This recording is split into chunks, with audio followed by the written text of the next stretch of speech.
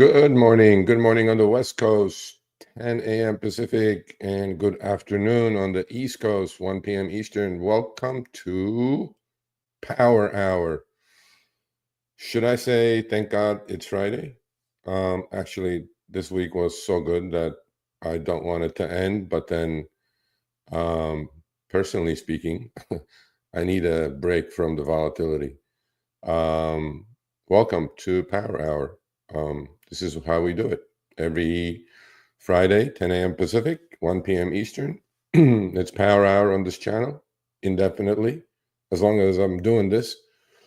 And on Mondays, we have Trading with Sergio. 10 a.m. Pacific, 1 p.m. Eastern. Let's take care of quickly some business. There's a lot to discuss this week.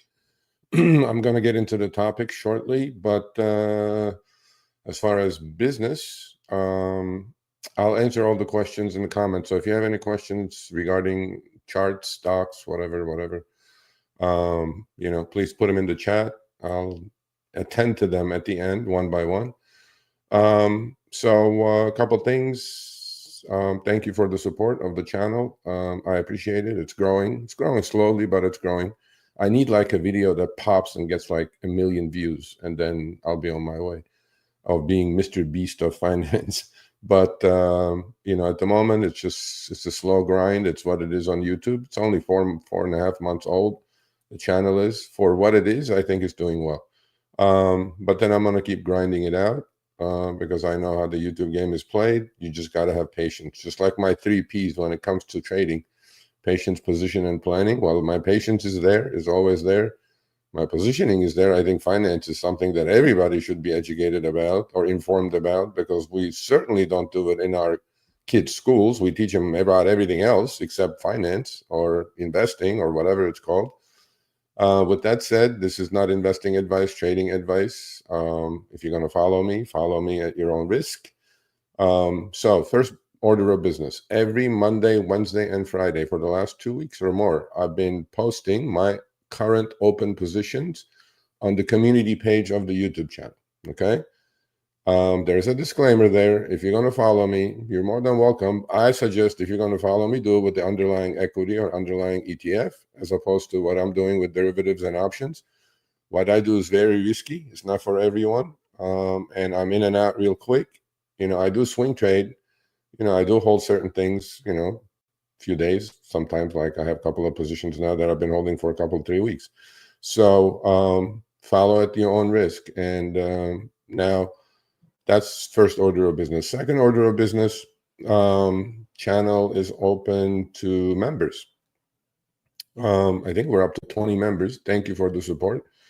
And I think it's set at $9.99. Look, what you're getting for the membership, I think, is worth a lot more than that. But as you all know, I'm not doing this for the money. But then Chris, is the YouTube manager. I got to pay him and all that stuff. So the point I'm trying to make is, this YouTube channel is not to get AdSense dollars and money or this and that. It's to inform, to educate, and to, how we can achieve financial freedom, true financial freedom, quicker. So if you're a current member, you already know the drill. I got feedback from a lot of members that I do a members only live stream every 2 weeks. So that's one of the perks of being a member. You'll get that. But again, it's only members only, not open to every subscriber of the channel. We held, I think, 3 or 4 of them, and they lasted about 2 hours. It was great, right? A lot of great ideas were exchanged, and what it's doing is it's accelerating the learning process. So I'm more one-on-one, more hands-on, more like a mentorship kind of a thing. And all our charts are set up properly now. So when I, talk about equity or a stock, we can all look at the same thing, and then we're on the same page. So I had an idea. So I was doing this every 2 weeks, every Wednesday, 3 p.m. Pacific, 6 p.m. Eastern. Okay. And I thought, instead of doing every 2 weeks, because I think the 2-week period is too much, because the world can come to an end and things happening so fast these days in finance, that I thought I'll cut it down to, so if I'm going to spend 4 hours a month on this, okay, I'm still going to spend 4 hours a month, but what I'm going to do is I'm going to switch to every Wednesday for 60 minutes for members only. So if you're a member or thinking of becoming a member, that's one perk. The other perk is the t-shirt I'm wearing. So if you do choose to become a member, Gig With It is the official sponsor, merchandise sponsor, provider, not sponsor. He's not paying me anything. Merchandise provider of the channel. We're going to come up with some cool t-shirts, by the way. So, you guys stay tuned for that regarding finance, not about the other channel.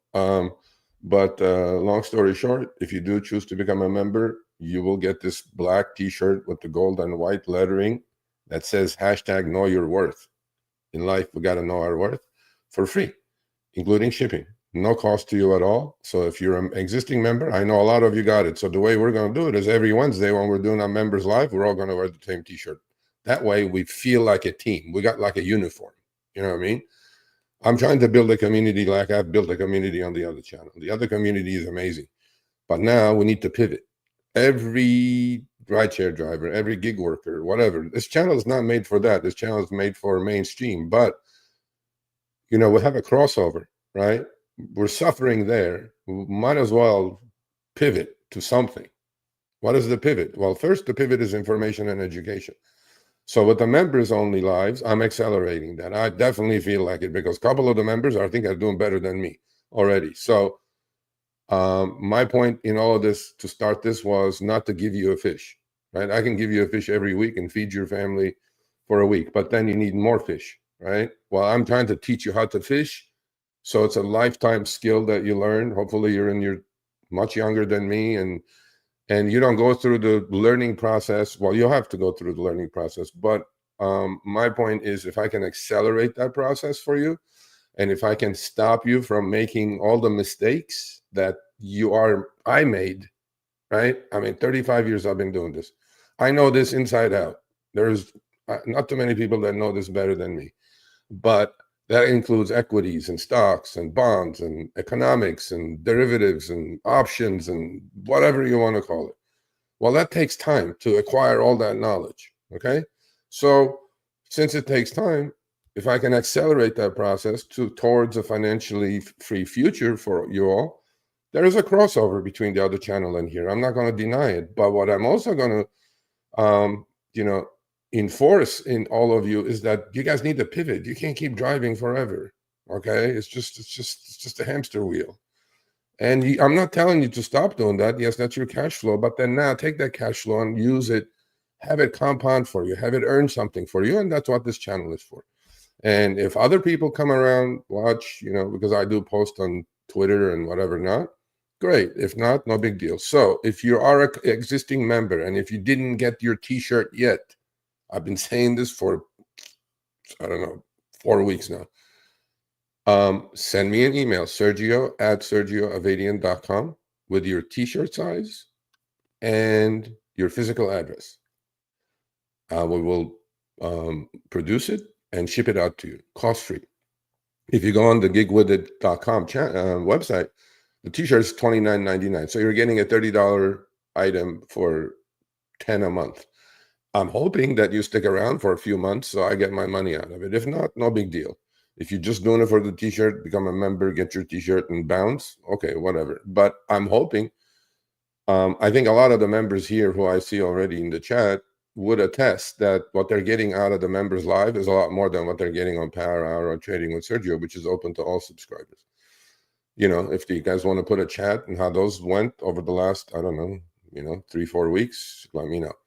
And yeah, so that's it. That's where we are. Oh, there you go, Edward Lee. Thank you, Edward. Much appreciated. So email me, Sergio@sergioavadian.com, and you will get a #KnowYourWorth t-shirt. It's well made, by the way. It's not some POD crap, okay? Okay, cool. Edward, email me. Thank you for becoming a member. And more importantly, Edward, Wednesday coming up is the next members live. Well, there's no more next. It's every week, every Wednesday at 3 p.m. Pacific, 6 p.m. Eastern. I would like you to be there so we can, see your face and talk to you. And the way I do the members only live, by the way, on StreamYard, I think we can let on 10 or 20 people at the same time. So I'll put everybody in their boxes, and then we get to know our first names as opposed to some YouTube name that we're all carrying. Okay. So I appreciate it, Edward. Welcome to the members. And so with that said, is there anything else? What a week, right? How did I survive this week? I survived beautifully. As I said many, many times, I trade my account equity. Okay. There's no ifs, there's no buts. Yeah, I have losers. Don't I have losers? Everybody has losers. If anybody tells you, no, I don't have any losers, I'm like, run the other way. But overall, account equity is the important thing to me. Okay, I have $1 at the end of the month. I have $1.10. I'm up 10%. Bravo. That's it. I don't look at anything else. Oh, this position lost a lot. This position made. I don't care. I have like a basket. I have a supermarket basket. There are all these positions there in there, bearish positions, bullish positions. Am I right on all of them? Hell no. If I'm right on 6 out of 10, great. But what I do well is I let the winners run and then take small losses. Unlike some of my members still, they're learning. But my point is I trade equity. I don't care XYZ went up this much and the other one went down this much. I couldn't care less. But at the end of the day, if my equity is $1 more than yesterday, I'm fine. I have no problems with it. So that's why I suggest you do. If you have a Robinhood trading account or whatever, just look at that equity. And that's why I'm saying if you guys are going to tag along or follow me, if you do one position that I'm doing, that's a loser, like HOWL, well-known loser. But I know how to remedy it. But if you just did that one, now you're stuck. Now you're losing money. I'm like, I don't want that. So that's why follow me at your own risk. So I'm going to today talk about 6 topics, and then I'm going to do the Q&A. Then I'm going to show you guys my position screen, how I survived Microstrategy this week, specifically yesterday. It was a great week. I'm not going to complain. And the day before I traded my butt off, I was exhausted on Wednesday. Seriously, I was like, usually I don't get tired, but mental stress, duress is just a lot. You guys, when you guys do this for a living, you guys will figure that out, that it's a lot more tiring than driving, actually. But because you need laser focus, right? Because there are sharks out there that are just trying to eat you as a little fish. And I'm, most of the time, I feel like I'm the shark. I don't get eaten quite often. I get a nip here and there by bigger sharks, but, it's okay. But then I have a lot of minnows for myself as well, just like what happened yesterday, okay? I ate a whole bunch of minnows right about like 6:35, 5 minutes after the open. And today I'm swallowing the rest of it, but I'll show you the positions and you guys will understand. Hopefully, you got your books, you read your books, you're reading your books, you're finishing your books. If you didn't, go to the community page again. The screenshots of the books I'm recommending are there. They're like 15, 20 bucks. It's a lifetime of education. Okay. On Amazon, I have no affiliation. I don't have a link. I'm not selling the books. Those are the books I've read amongst many others. I would like you to read it so we can maybe kind of become on the, same page kind of. So I think we're done with business. So I spent 12 minutes of yakking. At the end of the show, if you have questions, please put it in the chat so we can do it. So I'm going to talk about 6 topics today, and 3 of them are about Bitcoin. As we know, we're on the doorstep of 100,000. If you guys have been watching me for the last 4.5 months since the inception of this channel, you guys can see. That's why I love YouTube. YouTube, you can't lie. Well, you can delete videos, obviously. Like you can say something, and if it's wrong, you go, oh, take the video down. I don't do that. We don't do that on the other channel either. It's a record. I say it. I stand by it. If I'm wrong, I'm wrong. I'm not going to just sit here and go a whole bunch of excuses like a lot of people do. Oh, but if this was that, yeah, but if my aunt had balls, she'll be my uncle. It doesn't work like that in finance and trading. You're either right or you're wrong. There's no gray area. That's why I love this, right? Somebody's got to win, somebody's got to lose. But then there's analysis, there's knowledge, there's experience that goes into your decision-making process without creating too much bias, because we're all good at creating biases for ourselves. Well, bias is something that's going to take you to the poorhouse without a question. You know, you can be a perma bear, you can be a perma bull, and it's like, no, just trade what's in front of you. Market's giving you something. You interpret that, and then you take action. That's where I'm at this stage after 35 years. Pretty automated, actually. So Bitcoin 100K Friday. As you know, Bitcoin trades 24/7 around the globe. We're going to talk a lot about, you know, Mr. Michael Saylor, Microstrategy. You guys will see my positions, how I position myself with Microstrategy. Did I make money? Did I lose money? You guys can figure that out shortly. I mean, Bitcoin is becoming mainstream, right? And this guy's turning out to be right. So the first topic that I'm going to talk about today is there are MicroStrategy or Michael Saylor wannabes out there, okay? But this week alone, about 8 or 9 different companies or corporations have taken the same route as MicroStrategy is doing and Michael Saylor doing. So what they're doing is they're choosing Bitcoin as a corporate treasury asset. You guys have to think about this a little bit, okay? I thought about it for a couple of days. Actually, I've been thinking about it for a few months, but I'm going like, what this guy is doing is either brilliant, when I say this guy, Michael Saylor, or he's the biggest gambler on the planet, which I'm going to talk about him specifically on the last segment that I'm going to do today. And what he's doing, what his playbook is, I fully understand the playbook, okay? I fully get it. But now, are there other companies, corporate entities, who are following in the footsteps of Michael Saylor? Well, you know, the Bitcoin treasury adoption surges. Why? Well, not because they're listening to Michael Saylor, because it's making sense. I mean, these are not stupid people running these companies, right? They have MBAs, you know, they're CFOs. I mean, they got to that stage or to that position in life because they're not lucky, right? I mean, you know, we can say all we want about a lot of the executives of these companies, but let's hold off for a minute. So when adoption of Bitcoin as a treasury asset, which what MicroStrategy is doing through issuing convertible bonds and buying Bitcoin and holding Bitcoin as opposed to cash, okay? And it's accelerating now, okay? Yesterday alone, 7 public companies announced that they have bought or plan to buy Bitcoin for their treasury reserves. Now, you have a treasury reserve. What can you hold it in? Warren Buffett is in treasury bills, $325 billion of treasury bills. Apple has 180 billion in cash. Google has 80 billion in cash. Amazon has 100 billion in cash. Microsoft has 120 billion in cash. In fact, Michael Saylor is going to give a presentation in front of the Microsoft board coming up in a few days to adopt Bitcoin as a treasury asset. Meaning, if you're holding $100 billion in cash in 4% T-bills, which on a nominal after inflation is basically zero, okay, because our negative actually, because our inflation is running 6 or 7% a year, these companies are adopting a part of their cash holdings into Bitcoin as a treasury asset. Because you put it in there, right? Yes, it is fluctuating asset. Yes, it's I'm not saying it's not a non-volatile asset like cash, right?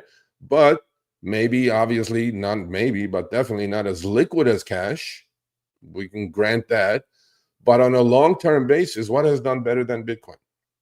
Bitcoin has averaged since its inception 140%. That includes the 60,000 down to 10,000, up to 50,000, down to 10,000, all those gyrations.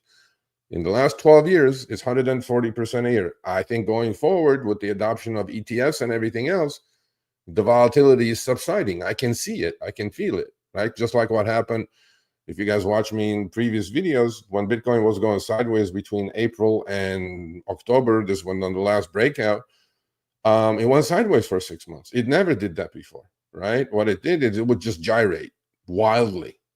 Well, there are reasons for that, which I'm going to get into shortly in the next couple of segments. And so a lot of these companies committing to purchasing 1 million in Bitcoin or more. Well, that's what Michael Saylor is doing into the billions, not millions. But imagine, imagine what if Apple says, we have 180 billion in cash. We're going to take 10 billion of that and put it into Bitcoin. As it is, it's a finite asset anyway, right? 21 million of these things exist. What happens? What do you guys think will happen to Bitcoin, right? And I'm not a perma bull. I understand the risks. I figured this out a while ago. That's why I have about 7 or 8% of my assets in Bitcoin. And I'm just going to hold on. I'm not going to trade it. Bitcoin is not a trading asset for me. I have enough 10,000 stocks that I can trade with.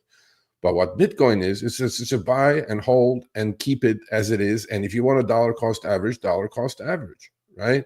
So we're at the doorstep of 100,000. I think over the weekend, there's going to be an announcement that Michael Saylor bought another 50 to 60,000 Bitcoin between 92 and 96, 7,000, because he just issued another massive amount of convertible bond. FYI, the convertible bonds he's issuing are priced at 0%. He's not paying interest. People are throwing money at him because, MicroStrategy has become a proxy for Bitcoin. If you want to own Bitcoin, you can go buy Bitcoin itself. You can go buy the ETFs of Bitcoin. You can buy the 2x volatility or leverage Bitcoin. And I'm going to talk about that during the charts. But it's become a surrogate of Bitcoin. So if you buy MicroStrategy stock or the convertible bond, yes, you're not collecting interest, but at some point you can convert the shares. And if Bitcoin is 100,000 and MicroStrategy is at 430, right? There is something called in there called XNAV, net asset value, which I'm going to discuss in the next segment as well. But look, this is happening. You guys can say all you want.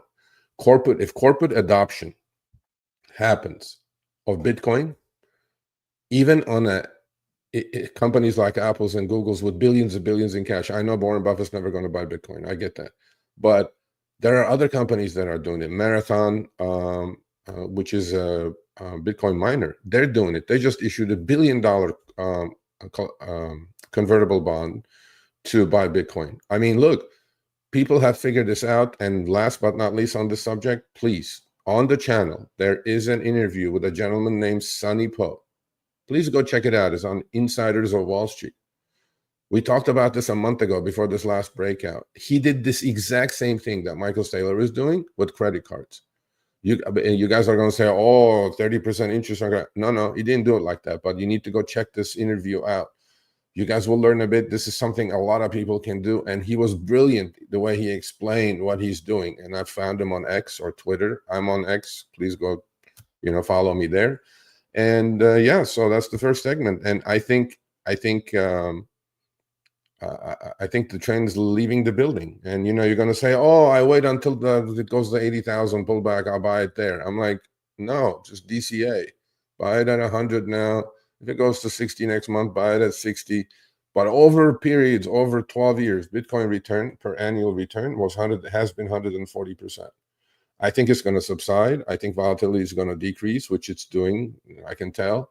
But then going forward, I think returns are going to be in the 20 to 30% range. And what's going to give you that, right? I'm not calling Bitcoin an inflation hedge, by the way. But what is going to give you that protection against debasing of the US dollar? What is it? Gold? Great. Go buy some gold as well. Real estate? Great. Go buy some. In that interview, I'll end this segment with that. Sonny said one sentence that just blew my mind. He says, Sergio, don't slave harder, save in hard assets, because the government is going to keep printing.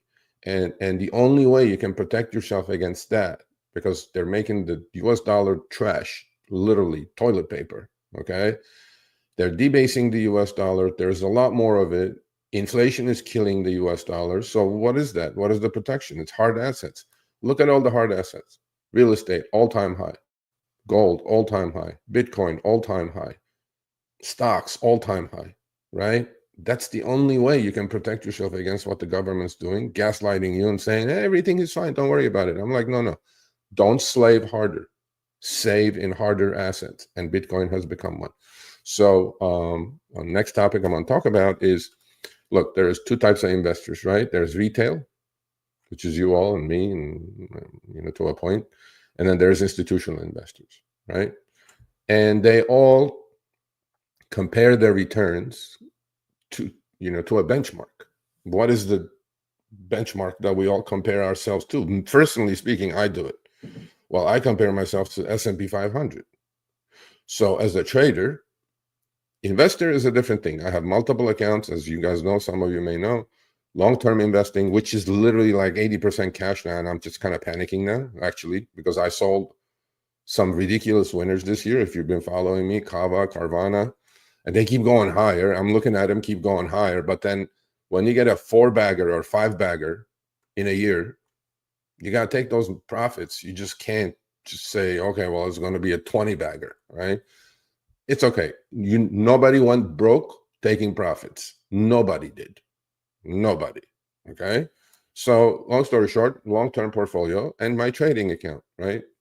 I will share that with you all probably end of the year for a year-end look at how it turned out. At the moment, currently, my trading account is up 220%. I think it's great, and it's definitely kicking the benchmark's butt, which is the S&P 500. But S&P 500 this year is up 28%. Amazing, right? So a lot of retail investors are having difficult time to even come. Okay, the average on S&P 500 going back 50, 80 years is 10% a year. Crashes and pandemics and great financial crisis and whatever there is. They can even get to close to 10%. Believe it or not, mutual funds, okay, there's close to, I think, 5,000 mutual funds. They can't get near the, with all their brains and their software and analysts and all that stuff, they can't beat the benchmarks. So I'm at 220 at the moment in my trading account. My investment account was great this year. I can't complain. Way above the 28%, right? Okay. It's not about me patting myself on the back. What I'm trying to say is that a lot of retail investors can't come near the benchmark, which is the average 10%. So I was looking at this and I'm going like, why is that, I wonder, right? That's because there is passive investing, there is active investing. A lot of people think this is an easy game. I'll swing some options, I'll buy and sell some stocks and make 50% a year. Good luck. Well, JP Morgan did a study with this, and here's the results. JP Morgan says retail traders are struggling. No kidding. The average retail investor is up just 3.7% year to date, despite the historic market rally, according to JP Morgan data. By comparison, the S&P 500 is up about 25% and is on track for its best election year in 88 years. This marks retail's worst annual performance, retail meaning the little guy, performance for any year where the index saw double-digit returns since 2015. Bad timing. That I always say this: if you're going to invest and start investing today, put $100 a month away, put a dollar cost average into an ETF. What the people don't do, okay? They try to time everything, like as if they know better. I'm like, people, I cannot sometimes time things. If I can't time it, how are you going to time it as a trader? Okay. So my mentors, used to say a lot of things to me when I first started and on the desk, and I never forget those. And one thing they said is time spent in the market is a lot better than time spent timing the market. Think about this. You just got to be in the market. You got a dollar cost average. You got that's passive investing. That's for your long-term portfolio. Well, short-term, you want to swing some zero DTEs and options or whatever, knock yourself out. But you're not going to come close to the averages unless you're in that chosen 10%. Okay, 90% lose trading, 10% make. Well, if you're in that 10% club, thumbs up, great. Join the club. That's what I'm trying to do with my members. Get them all into that 10% club. Okay? Because think about it, 90% are losing. All the billions and trillions, because this is not a zero-sum game, people. A lot of people think trading is whatever. No. It's not easy. Okay, so 90% lose, 10% make. Whatever the dollar amount 90% is losing, 10% is making. Well, if you get in that club, great. Is it easy? No. So this year, retail investors are on track for their fourth straight year of underperformance versus the S&P 500.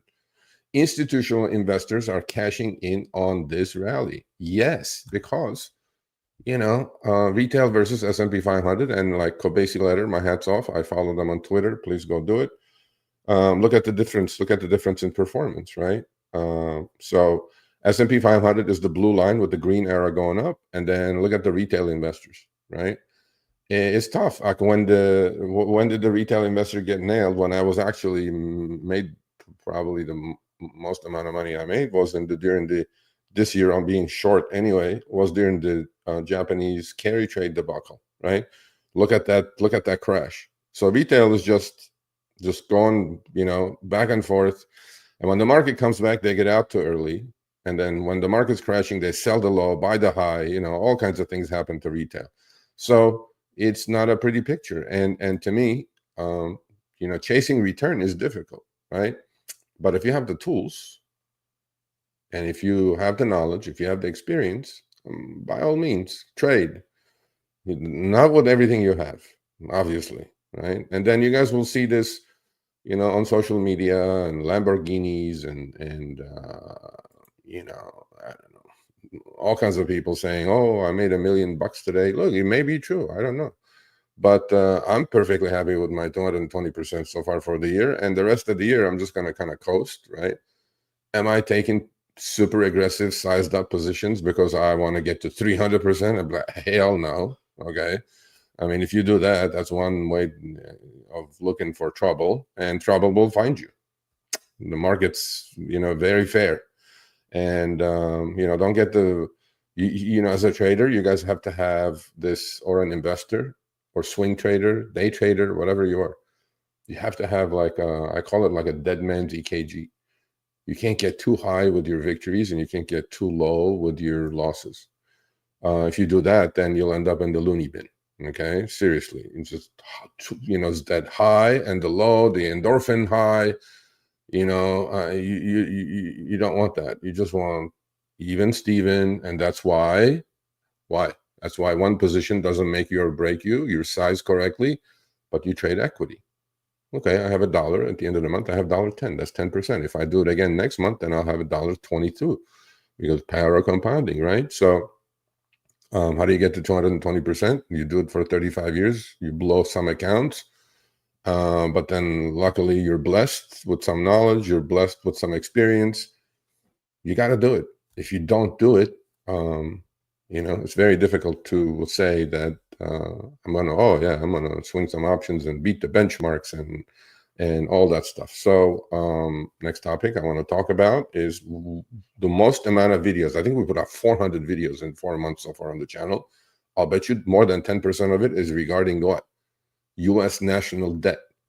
Ding, ding, ding. Where are we today? I think either today or this weekend, for sure. We're hitting 36 trillion with a T dollars in national debt. It's going up every 100 days. $1 trillion every 100 days. So count 100 days from today. In 100 days, we'll be at 37 trillion. And that's accelerating because the duration is getting shorter, because the interest we're paying on that is also going through the roof. We are paying $1.2 trillion in interest on all that debt per year. Can't we just take that 1.2 trillion and do some good in this country before we can ship the hundreds of billions all over the globe for some war or something? Again, this is not political. I hope Trump and his team do something with that 36 trillion. But there is talk that there's a couple of senators in the Senate who are very Bitcoin friendly or crypto friendly. But when I talk crypto, I usually don't talk about anything else other than Bitcoin, because that's the one I believe in. Because everything else, just, I don't know. I mean, yeah, you may go up 400 or 500%, but then you're going to end up holding the bag if you don't take profits. For example, Dogecoin has gone from 12 cents to 40 cents. I'm like, great, yeah, a lot more than Bitcoin. But then Dogecoin, will go back to 40 cents, from 40 to 12 if you don't take profits. Bitcoin will not do that on you. Anyway, there is talk that the adoption of Bitcoin as a treasury asset, just like I said on the first segment, not as a corporate asset, but as a treasury asset, may actually solve some, not all, because we need control of the spending. Before we even think of lowering this 36 trillion train that's out of control, going full speed somewhere, nowhere good, by the way, we need to halt that. We need to before we start thinking of reducing it, we need to stop this madness, okay? And hopefully Doge, Department of Government Efficiency with Elon and Vivek, hopefully, I don't know, we'll see. Hopefully they can do something about it. But so will Bitcoin actually save the U.S. economy and lower the national debt? Well, I saw something that kind of caught my eye. I read quite a bit. And then thanks to Google feeds me, because, when you do read something in a subject, and then the next 6 topics that Google will push you is going to be, through their algorithm, is going to be this. So will Bitcoin save the U.S. economy? No. The U.S. economy is $4.7 trillion worth GDP. And actually, we're at 36 trillion now. Sorry, our GDP is 27 trillion. Our debt is 36 trillion. We're running about 135% debt to GDP. No, that's just not going to get you anywhere except to the poorhouse. The only reason we can do that, by the way, is what? Because US dollar is the reserve currency of the globe.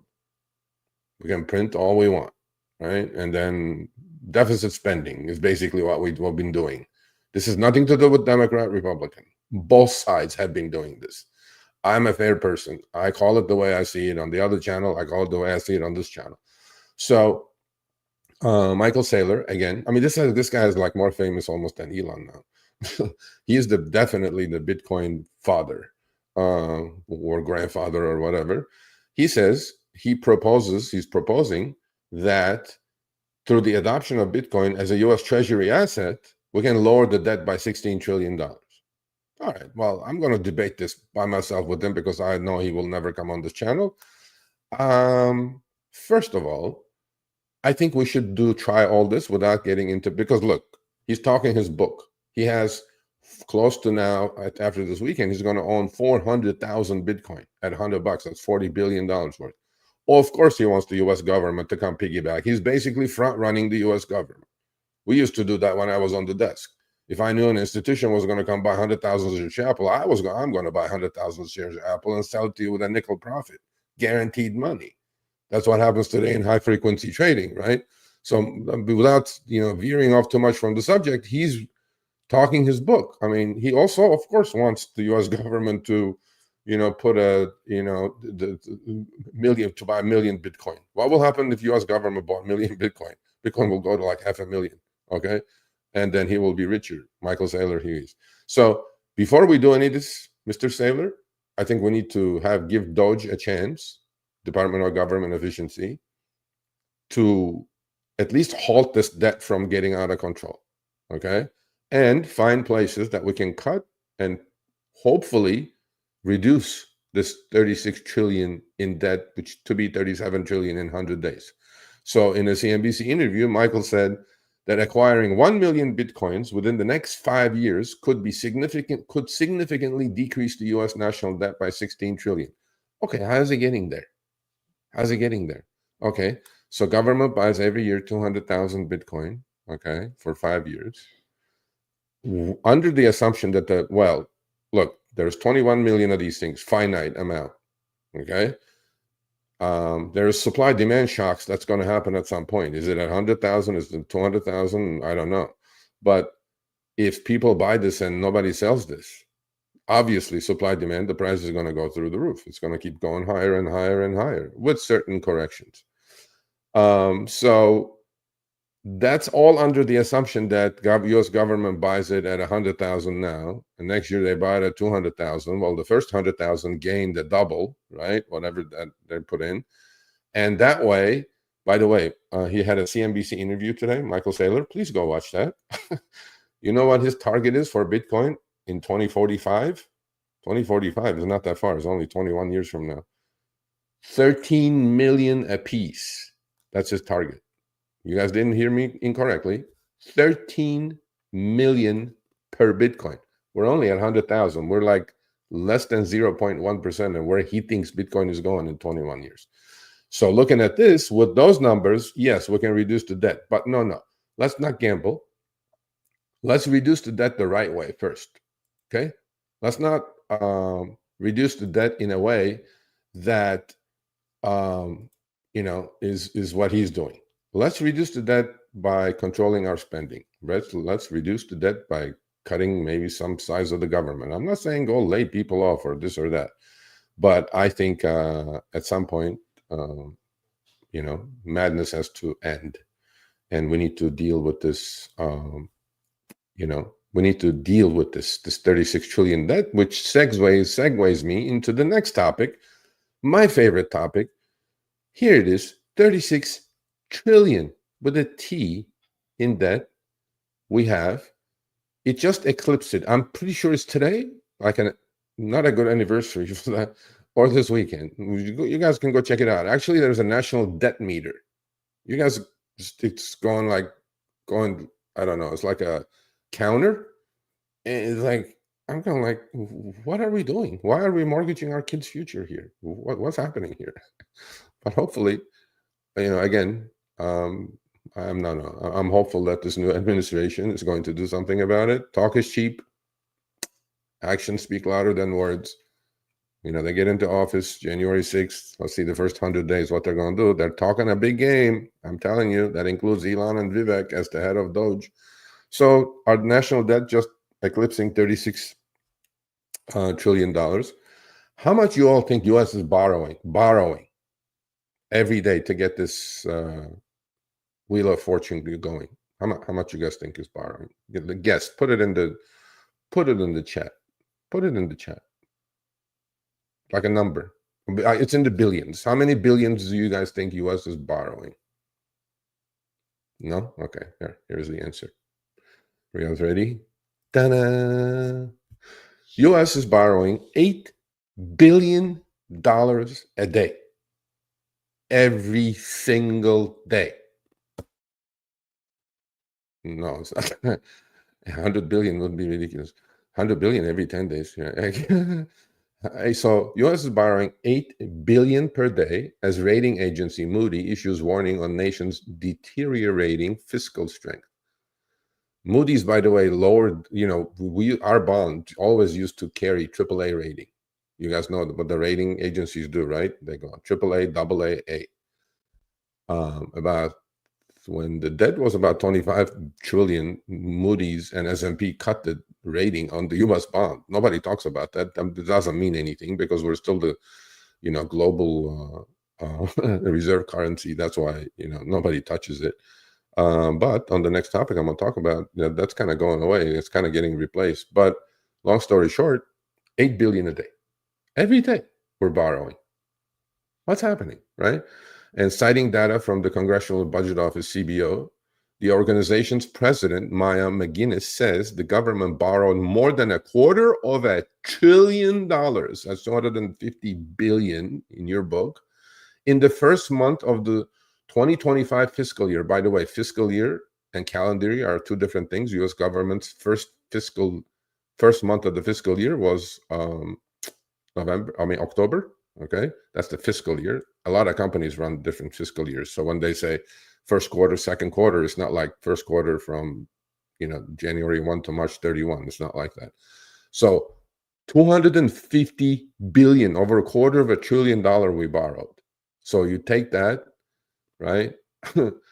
And we have to borrow 8 billion a day to get there. I mean, what is happening? With a deficit of 255 billion in just the first month of the fiscal year.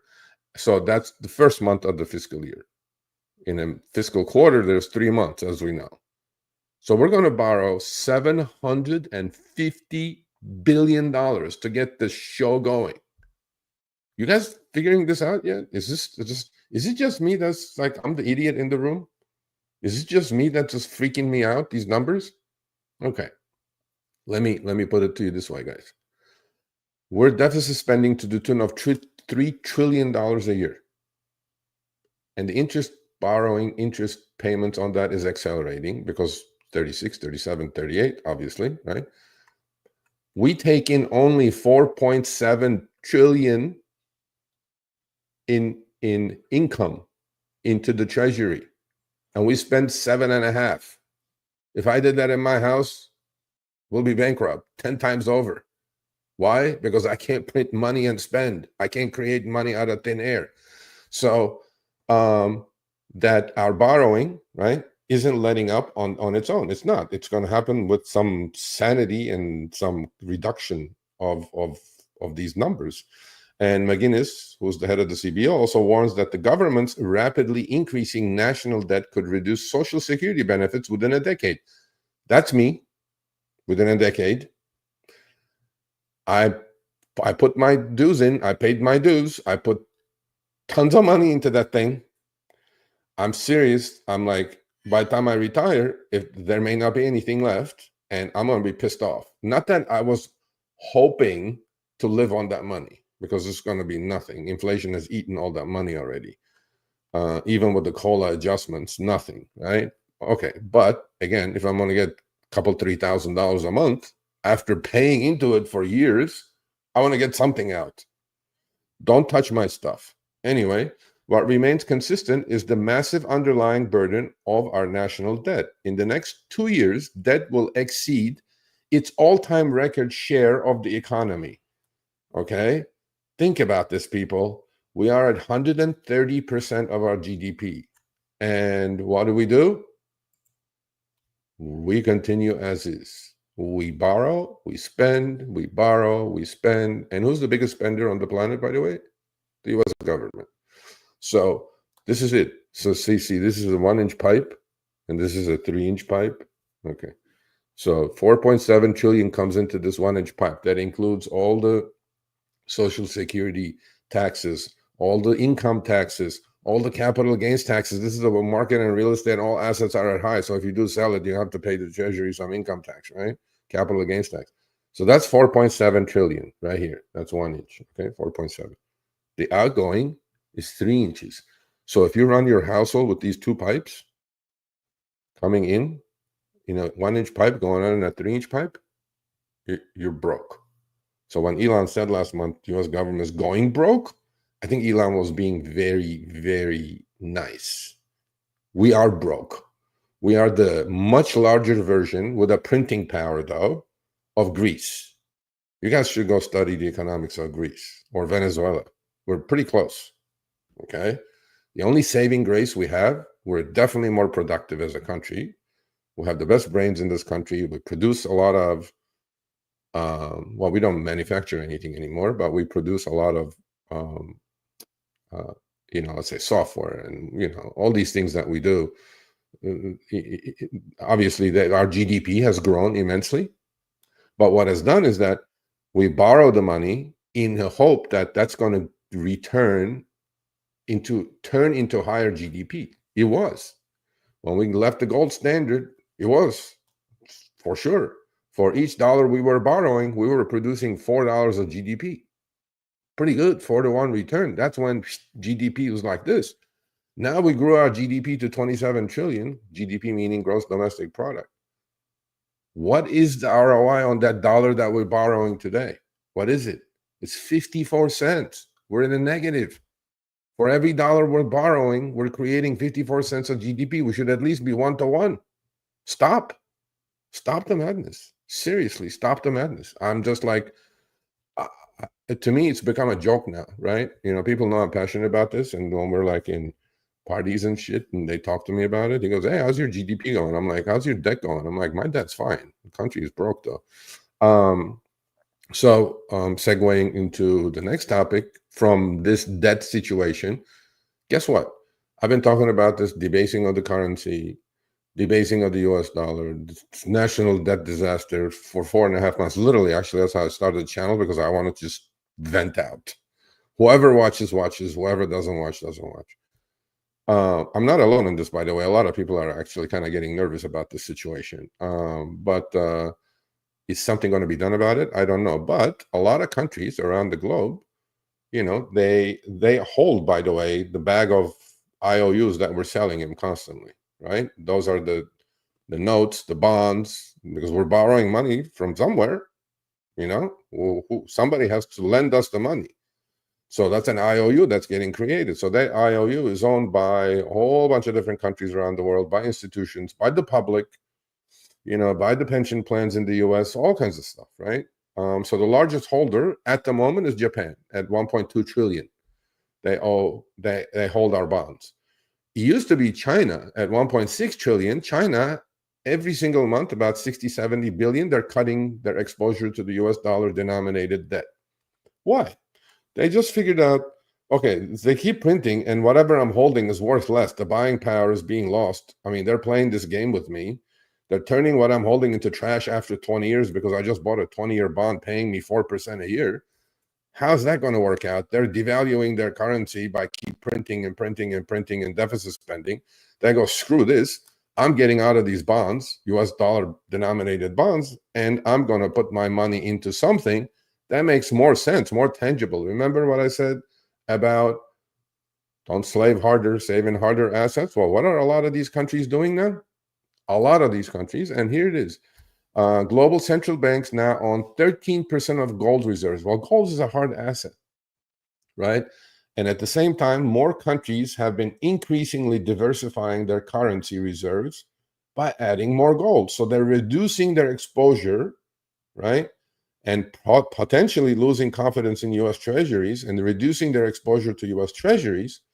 And they're buying hard assets with it, gold being one, silver another one. And a lot of money is coming into our stock market, by the way. So this share has doubled over the last 10 years, the share of countries reducing their US dollar denominated assets and getting into gold, hard assets, gold reservizing. And that's why, do you guys think there's a correlation between that and gold being at an all-time high at 2,800? Has gold done as well as Bitcoin? No. But hey, gold has definitely done better than the S&P 500, at least this year and the last 3 years or so.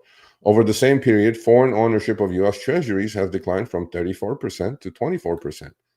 Exactly correct. And China has figured the game out, and what they're doing is they're selling their US bond holdings down to, I think they're down to about 850 billion, still massive amounts, but compared to 1.6 trillion that it was, reducing exposure by 50%. And so we have this problem now, right? Okay, so foreign governments are reducing their exposure. They're getting more into hard assets, and they just figured the game out. I mean, Sonny Poe that I interviewed has figured the game out a while ago. I had figured this game out a long time ago. That I go, okay, well, because I was born in Turkey, in Istanbul. Okay, I'm Armenian, but I was born there, and we're like Venezuela. We're around 60% inflation. I learned at a very young age. What did my father do? He would come back with gold coins. He would make his money, take his Turkish liras, which is about to get devalued, which is about to lose its value by 30% every year. He would just go buy hard assets. He would just go to the gold market and buy gold coins, or he would buy real estate, because that's your inflation hedge. And if you don't do that, and if you're holding that $100 bill today, nominally, it's still a $100 bill. You're still seeing that 100 on there, right? So 10 years ago, that $100 bill said 100. Today, that $100 bill, it looks a little different, but still says 100. Yeah, but what is the buying power of that $100 bill? Is it the same as 10 years ago, 6 years ago, 4 years ago? No. Okay. That's why hard assets. You guys got to always think about this. And to me, the countries are doing what they're supposed to do. And I think they're justified what they're doing. And we'll see, but hopefully maybe with Doge, we can reduce or just stop it from going up $1 trillion every 100 days and start reducing this ridiculous 36 trillion in debt. And maybe then You don't need to accumulate hard assets. Maybe fiat currency, that $100 you're holding in your hand, is worth something, right? So we'll find out. But I'm going to end with, obviously, this week's yesterday. I mean, if you guys are not even involved in Bitcoin, you are, because every other article you read, Bitcoin 100,000, Bitcoin, as if it's a big deal. Okay, but yes, obviously, it's a massive benchmark. 100,000, six figures, never been six figures before, right? But attached to that, you guys will be probably were being pushed all these articles about Michael Saylor. Michael Saylor, who's this guy? Michael Saylor. Microstrategy. I think all of you probably here know what they are, and I've been talking about it last, I don't know, 4 months. I mean, I think on the first episode I talk about MicroStrategy and BITX and Bitcoin ETFs and Bitcoin itself, and been talking about it. And I said, if this thing is going sideways for 7 months, this looks like a base that when it does break out, technically, right, at 72, after going sideways or in trading range for 6-7 months, it broke out. Sure enough, my target initially, I think it's going to blow right through 100. It's going to get up to 110 probably. That's my target, initial target. And then it'll probably pull back to maybe, I don't know, 80, 90, whatever. And but Bitcoin is not to be traded. But then this segment's topic is going to be, which I'm going to post this actually as an individual video: genius or gambler? Who am I talking about? Michael Saylor. Okay.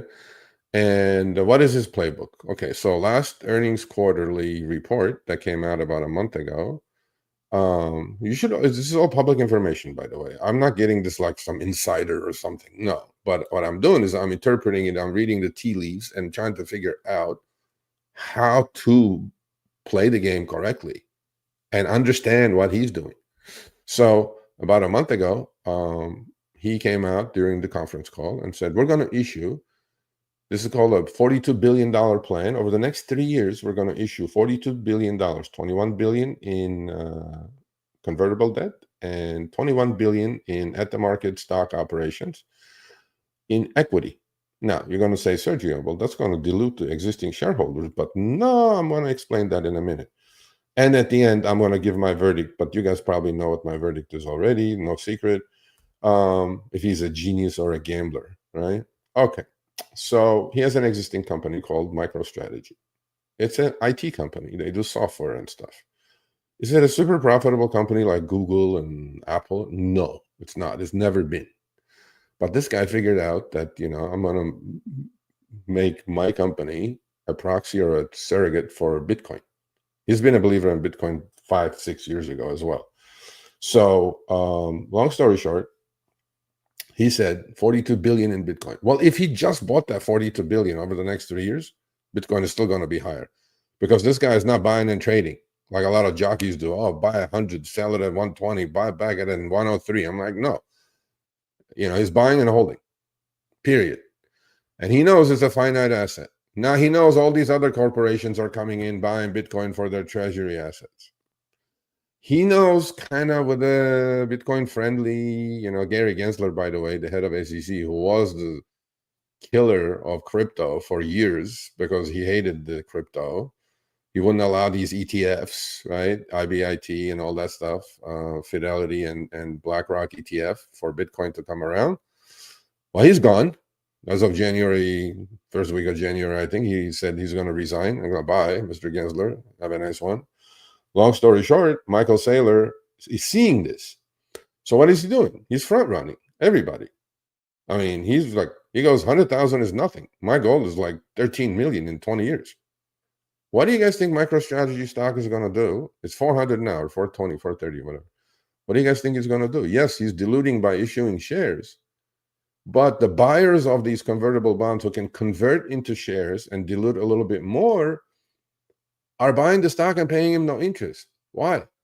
Because at the moment, there's something that you guys, if you don't understand anything, you guys have to understand this. MicroStrategy holds at the moment about $35 billion in Bitcoin, physical Bitcoin. Okay. Yesterday, when the stock opened at 540, and also MicroStrategy has 210 million shares outstanding. So 210 million shares times 540, okay, is about $120 billion. That was at the open yesterday at 6:30 a.m. Okay. Their Bitcoin holdings are 35 billion. The stock is at 120 billion. Well, 120 divided by 35 is about 3.5. So that's the NAV. It's selling 3.5 times their Bitcoin holdings. To me, and to a lot of to the market, obviously, because we know what happened yesterday. It went from 540 to 370, literally. Okay. So that's too high. So I figure now 3.5x is too high. 4x is too high. Okay, but what is fair? Well, at 370 yesterday, company is worth 75 billion. So that's about 2x of their Bitcoin holdings. Well, this weekend he's going to announce, I'm pretty sure, another 40 or 60,000 Bitcoin that he bought already. Okay. Well, now their Bitcoin holdings are, let's say, are about 40 billion. Well, MicroStrategy, if you buy a share of MicroStrategy, you're buying a leveraged, volatility pumped up product of Bitcoin. Can you do that with IBIT, which is the Bitcoin ETF, or BITX? Yeah, you can. But to me, important thing is understanding what he's doing, and don't blindly go buy. So my point is, this is what happened to MicroStrategy stock yesterday. You guys see this on the right-hand side, the chart? Literally, that was 540 at the open.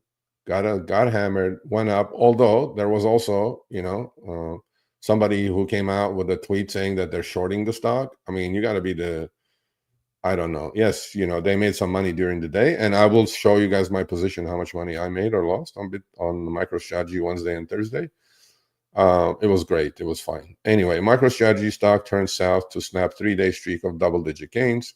The Bitcoin plays stock surged again into record territory, but then reversed sharply lower after a well-known investor's bearish call, and that happened to be Robert Citron. Stock tumbled 16.2% to close Thursday at 397. I'm like, okay, fine. But I want you to understand what MicroStrategy is doing.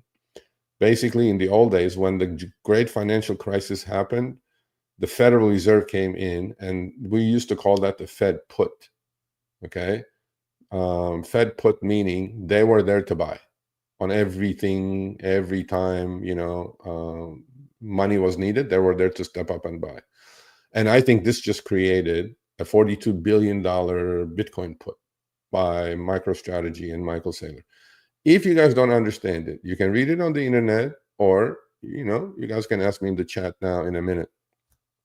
I will try to explain this further. But what Michael Saylor is doing is not being a gambler. He's a genius. He figured out there's a finite asset. I better get and this is not also like a, Hunt Brothers silver moment that he's trying to corner the market on Bitcoin. Of course, look, there's transactions happening. For every buyer of Bitcoin, there's a seller of Bitcoin. Somebody's selling it to him, right? Somebody's thinking 100,000 is too high. Well, Michael Saylor says it's going to be 13 million. Who cares if I buy 100,000, 200,000, 300,000, right? So to me, is he a genius? Is he a gambler? No, I definitely think he's a genius. And he has figured out exactly what Sonny Poe told me on that interview. Please go watch it on Insiders on the channel. And, he's borrowing money, not even borrowing money. It's a convertible bond, meaning it's convertible to his shares. He's, people are paying 50, 60, 70% premium over the shares because the buyers of these convertibles are not interested in the interest. They're interested in the shares because they have the right to convert those bonds into shares at, let's say, 655. Well, if Bitcoin is at 500,000, what do you guys see? What do you guys think MicroStrategy is going to be? Let's figure 2x NAV. Okay, let's say Bitcoin goes to 200,000. Okay, not 100% from here next couple of years. All right, cool. Well, at the moment, he's going to have over 400,000 Bitcoin. That's 80 billion. Put a 2x on it, is 160 billion. Stock right now is selling at 80 billion. That's a double. So they're not interested, in Bitcoin itself. They're interested in the underlying stock because I think Michael Saylor figured out a genius way of collecting money and putting it into Bitcoin without paying any interest. And that's exactly what Sonny Poe is doing. So I am done with the topics. Hopefully you guys enjoyed it. And let's look at the chat, and then I'll share my position screen with you guys in a second. I'll make it bigger. Don't worry about it. All right, let's see what's happening in the chat. Tiger Meg is here. Good morning, Tiger Meg. You should be a member, Tiger Meg. I think hashtag know your worth will look good. Terry, member. Mojotronics, member. Techie B, member. Thank you for being members. I just sold or bought something. I don't know what it was. You guys heard that little tring? That's Think or Swim's execution thingamajiggy. Okay, let's see. XRP, a hot topic, MicroStrategy. Nothing like MicroStrategy. Nothing like Bitcoin. Yeah, XRP is. I don't understand any of it. Sorry, Tiger. I think you're more knowledgeable about these things than me. I'm just a Bitcoin holder, not a hodler. Holder. Ethereum, Dogecoin. A lot of people go, "Oh, Sergio, you missed the train. Dogecoin went from 12 cents to 30, 40 cents." I'm like, okay, great. Well, I hope you sold it. I hope you made some money. Jude Junior Jacqueline. Okay, let's see. Is Uber stock a buy right now? No. Definitely not like Palantir, although Palantir is in a nosebleed section. I would not buy Palantir or Uber stock. There are so many other things that you can do. Definitely not. It's not because Uber, I don't like the company or whatever. I think financially it doesn't make sense at the moment. Cheeky Chop says California is doubling down on 17, proclaiming sanctuary city status. Okay, that's a different story. Edward Lee says XRP. Okay, I'll look into it. I'm hoping you guys are making some money. But I have my ways of making money, and I don't touch shit coins. Doge, not Doge is shit, but I don't touch anything else. Maybe that's being closed-minded. I'll look into it. But then, as I said in the past, this next month, I'm going to actually take it easy a little bit, back off a little bit of trading, and then join a group called Quant Data. They don't even look at charts. They make fun of charts, actually. I'm going to educate myself, and I'm going to add that tool to my toolbox so I can increase my cash, because a lot of times I'm 60-70% cash in my trading account. And if I can turn that into maybe 6, 8, 10% a month, zero DTE strategies that I'm going to learn through Quant Data, not just zero DTE, but what they do is they follow the data. Okay.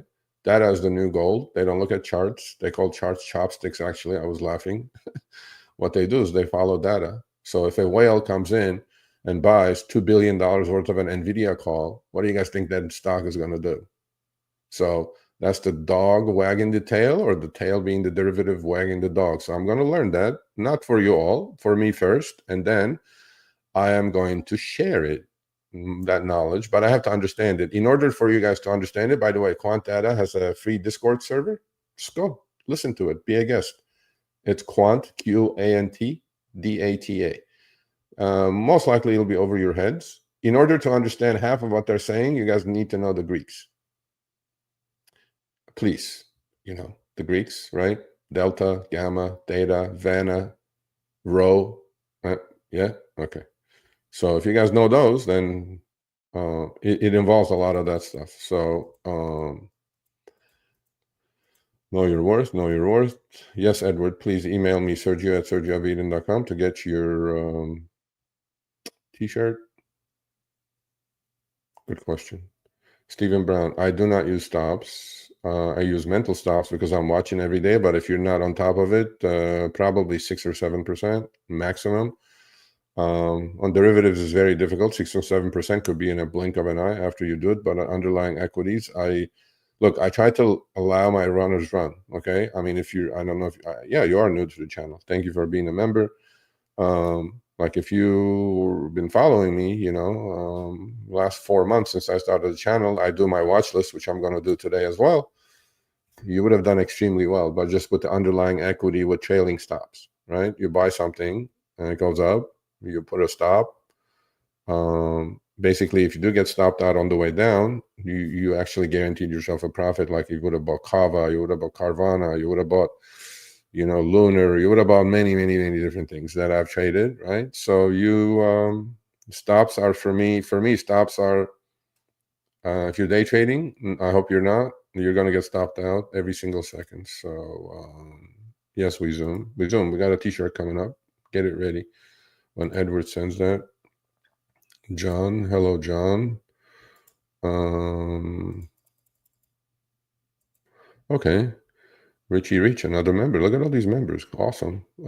I've held BITO Pro shares for 3 years in my Roth. Price is going nowhere. Have 39 loss. It has paid a small dividend. Do I dump this garbage? I don't know. I'll take a look at it. I don't even know what BITO is. Okay, I'll take a look at it. Tiger Meg says, you'd be amazed if you just put no kidding. No kidding, Tiger. You know, I've been telling this, and I'm going to say it until I'm blue in the face, which I probably at this point, I am blue in the face. Here's the thing. Okay. Here's the thing. If you put $100, just $100 a month, and dollar cost average with either Bitcoin, DCA, you know, SPY, whatever. If you're 25 to 30 years old, by the time you retire, that's $1.2 million. That's outside. That's on a 10% return. Bitcoin will be a lot higher. So, yeah, a lot of people don't do it though. Microstrategy, how close early, roll it, unwind transaction. I don't know. We'll discuss that on Wednesday at the members only. Yeah, we'll discuss that in members only. I don't know. I'm selling calls. Blessed with LUCK. Is that a symbol or just average luck? Yeah, luck is definitely part of it. But what I did to those MicroStrategy suckers had nothing to do with luck. What you're trying to say, the two, yep. You can't get emotional at all. Get emotions out of it. On what? Liberty interest. Bullish and bearish on what? I'm bearish on a lot of things and I'm bullish on a lot of things. If you mean Bitcoin, I'm bullish long term. Okay. Oh, this was about the 8 billion a day we're borrowing. Yeah, per day. Yeah.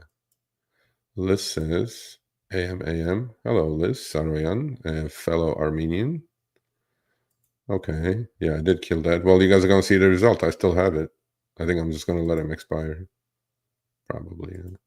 All right. So with that said, let's add my position screen first to the channel. There we go. You guys can see that? Okay. So I have 13,500 shares of stock named HOWL. So last month I started doing covered call strategies to remedy my position. My cost is 270. Stock is 190. It was as low as 165, I think, this week. No problem. Last month I sold November 2.5 calls, collected 20 cents. So my new cost now is 250, still way above where it is, but less. I am trying to sell the December 250s. I sold 50 of them so far, so I'm going to sell 135 more of those, well, 85 more of those, and lower my cost another 10 cents, 15 cents. Okay. And I will remedy this position and I will hold because I bought something at a discount because their cash value, net cash holdings are $3 a share. I know it's a biotech stock. They're burning about 35 million a year, but they have enough cash, so dilution is not a problem. So fundamentally, I'm okay with it, holding on to it. If it gets back to 2.5, 3, I'll take it. But if it doesn't, I'll keep selling calls and try to break even. I am short. I have long puts. Actually, I'm long Piedmont Lithium. Oh, Piedmont Lithium was one of the stocks that was on my watch list. They're merging with another lithium company from Australia. They're going to create the largest lithium company. Stock is up to 13 now. I own shares and I own options. Options probably will expire worthless, but I'm not concerned. I have shares on my long-term portfolio. I own the shares about 12.5 to 13.5 range, so it's 12.90. I will definitely add to it, double up on it actually, if it goes above my 200 EMA, which is at 15, but I'll show you the charts.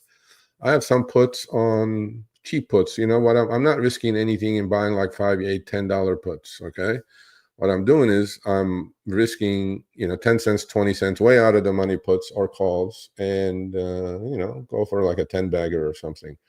So those puts are on Geo. It's a prison stock. It was 13, now it's 28. I'm pretty sure parabolic ends badly. If it pulls, these are December's, by the way. I have 28 days to go on these December expiration. I have the 25 and the 20 puts. They're around like 40 cents, 50 cents, nothing major. So I started today buying BITX, which is the double X Bitcoin ETF. Double leveraged at $2. I just bought, that was the ding. I'm up to 35 of them. Why am I buying Bitcoin BITX puts? Do I think it's going to go down? It may. I'm not buying it for that. Actually, I did that to cover my butt with what I did with Microstrategy on Wednesday and the Thursday, which was yesterday. And here we come to Microstrategy. Can you guys see all this? Can you guys see this reasonably well? If not, I'm going to post this because I'm going to let these suckers expire worthless. Yeah, I wasn't even sweating actually, but no big deal. And so you guys see all these MSTR, and you guys see these negative signs: -1, -3, -1, -3. What does that mean? On Wednesday, I did this beautifully, but then I closed it at the end of the day. But yesterday at the open, with the help actually some of data analysis from Quant Data, right at the open, close to 450 million in premium was sold, and I'm like, I gotta join that crowd. So some jockey yesterday paid me $6.50. Okay, you guys have to understand this. I've sold premium. The reason they're all negative, I sold someone an option. I'm the seller, so I'm collecting their money, putting it in my account. Okay. So I sold in the morning at the open all the way down. I sold the first batch of this MicroStrategy 600 strike price. So mind you, stock opened at 540. One day to go, somebody paid me $15 for that 600 strike price, which is expiring today. And for the 650, somebody paid me $10 for it.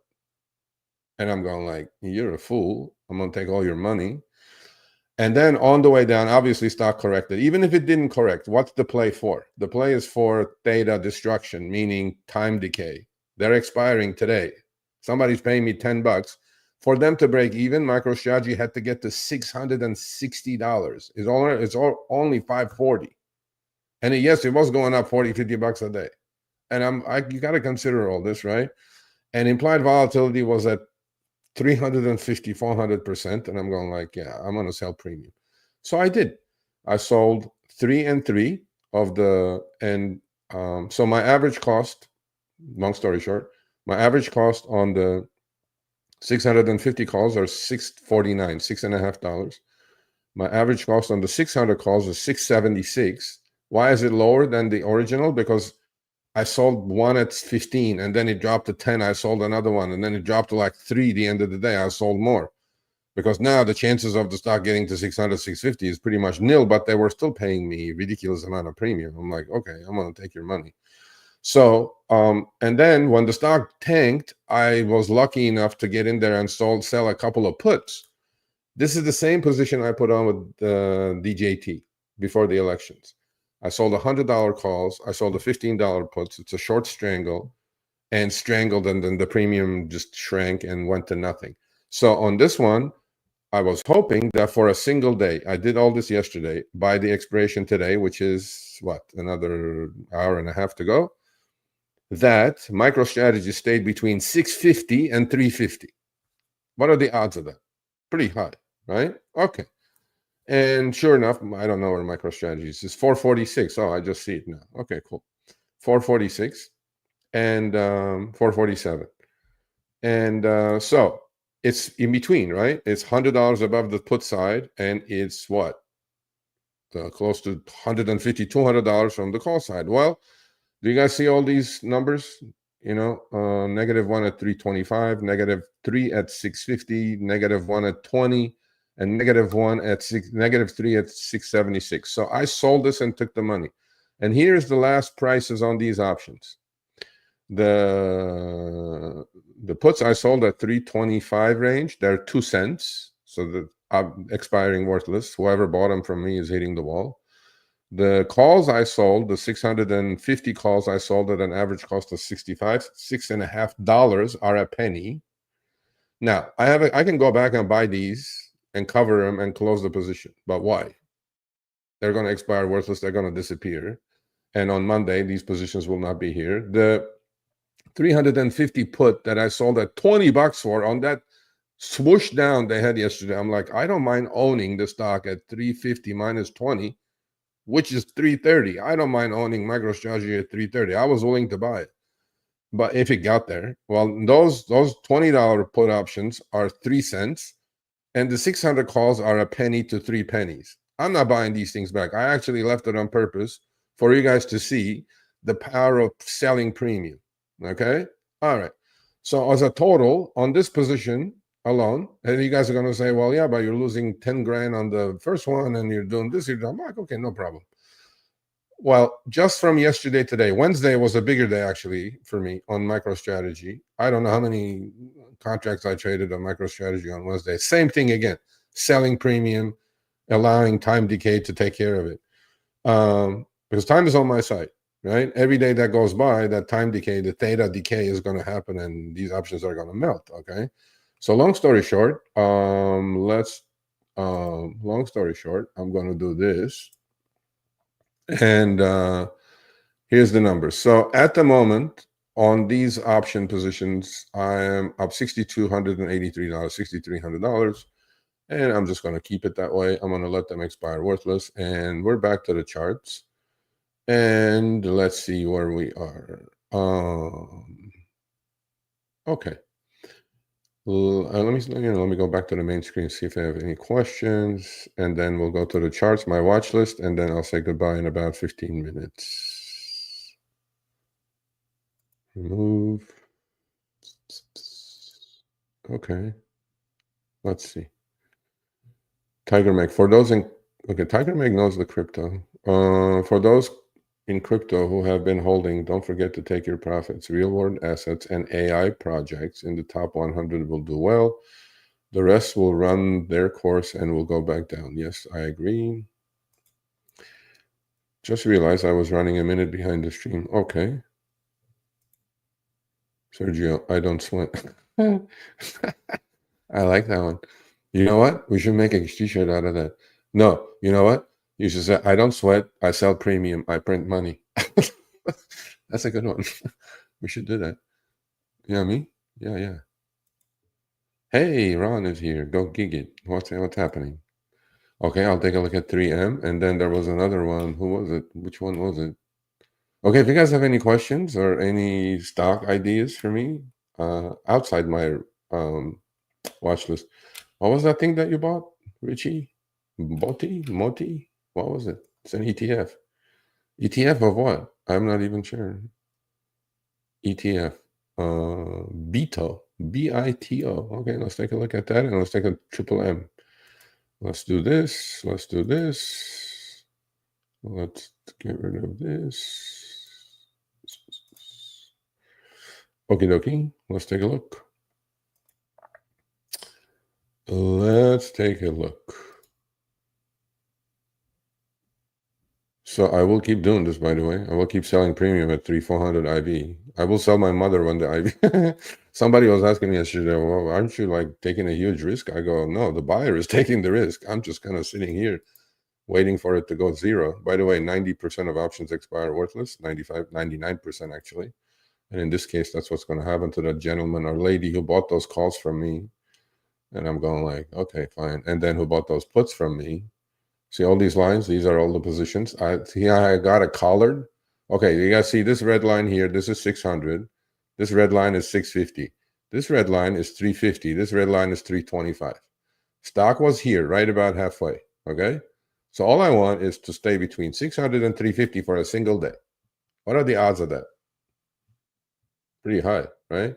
And that's why you sell premium. So this is good old MicroStrategy, daily chart of MicroStrategy.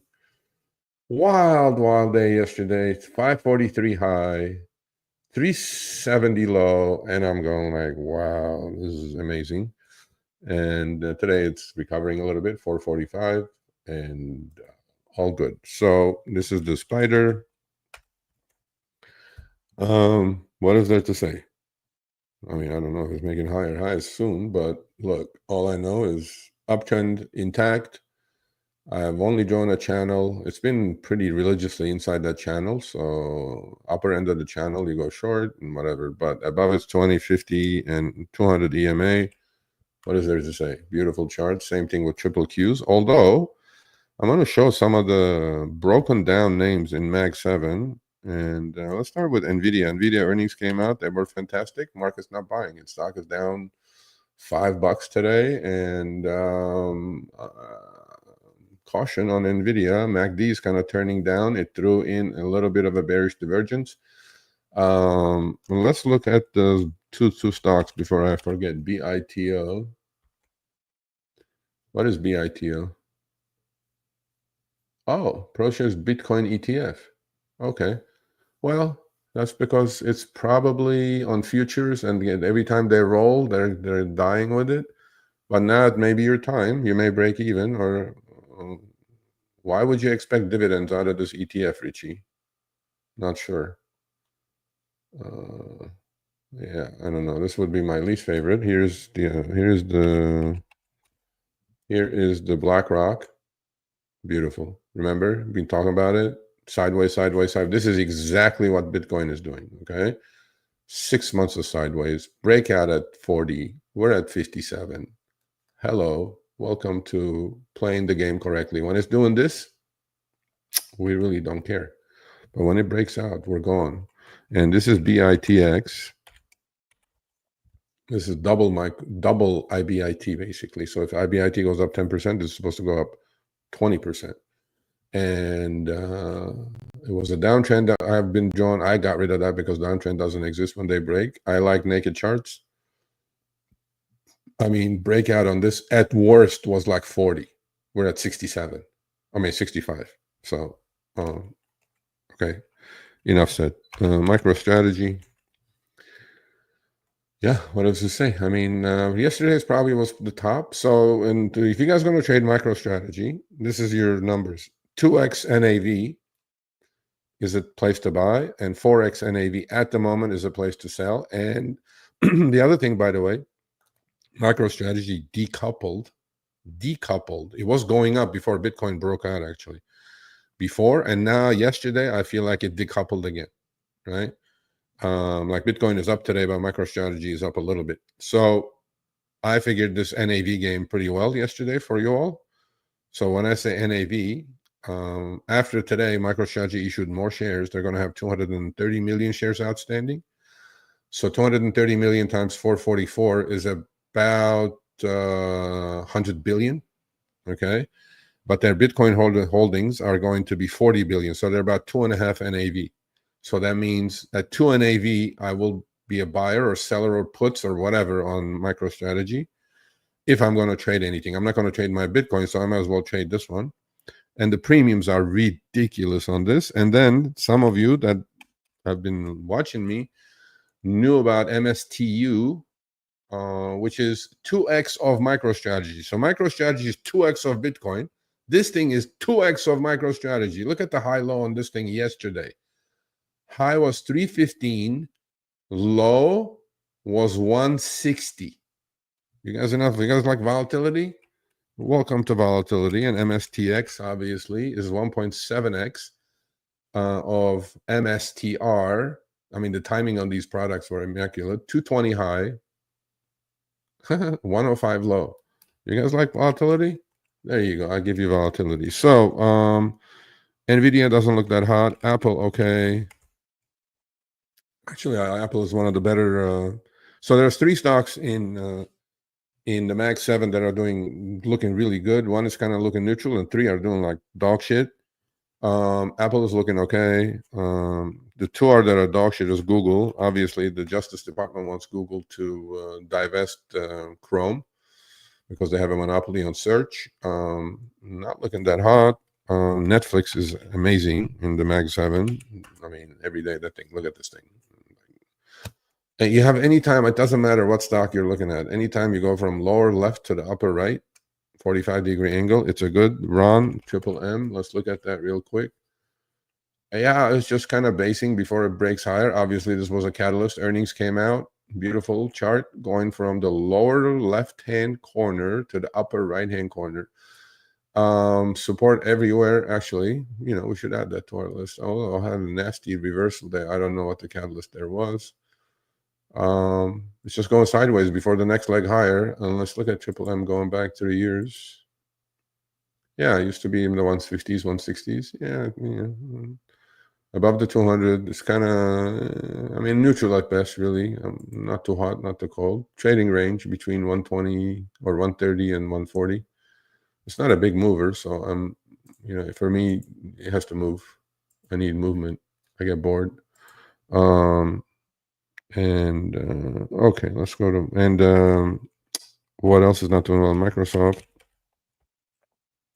Still going sideways, and Amazon is one of the better ones in the Mag 7. It's kind of pulling back into a buy range, actually. If you guys are interested in buying Amazon, this would be, they made a new high. It's pulling back to a 50 EMA at about 195. It was 216. I'd be interested in that at that range. A couple of these EV toll stocks, flying car stocks have done really well. Archer Communication, not on ACHR is the symbol. Look at that, right? It was like, we talked about it when? Please tell me and confirm in the chat. I said it broke out, and I looked at it 2 weeks ago, a week ago. It went above its 200 EMA, went up, pulled back to 4. I said 3.5 to 4 should be bought. Well, if you listened and did it, we're at 6. That's 50% higher. If you didn't, okay. I missed this one. In fact, you guys, please go check the Power Hour last week, right? I said, I'm adding this to my watch list. It's still, I said, under the 200 EMA. And sure enough, they make a deal with Microsoft. This is AI. Any and all pullbacks. I mean, this thing went from 25 to 37 now. It's up another couple today. Every time I watch it, it's hurting me. These are the stocks, when they do break out with major catalyst, are the ones you got to buy on pullbacks. Meaning, a lot of people say, buy the dip. These are the buy the dip stocks for a while now. The reason, when they do break out, they don't break out for a week. They break out for a year or two. I missed this one.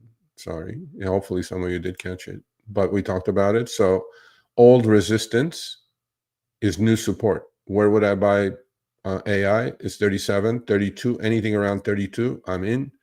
And let it ride. Okay. A lot of chip stocks are doing garbage. AMD, one, nothing really. Don't like the chip stocks. Don't like the semiconductors at the moment. Chinese stocks, I'm actually interested again. I'm started looking at, I had a really long-term position in Baba. It's breaking the 200 EMA. It's going against every one of my rules. I mean, I traded this mid-70s when I first started. It was the first stock I think I mentioned. It ran to 115. And you guys, again, all this is on record. Go back to Power Hour sessions and listen to it at least. And I do this every Friday, my watch list, what I'm doing. Another one, BE.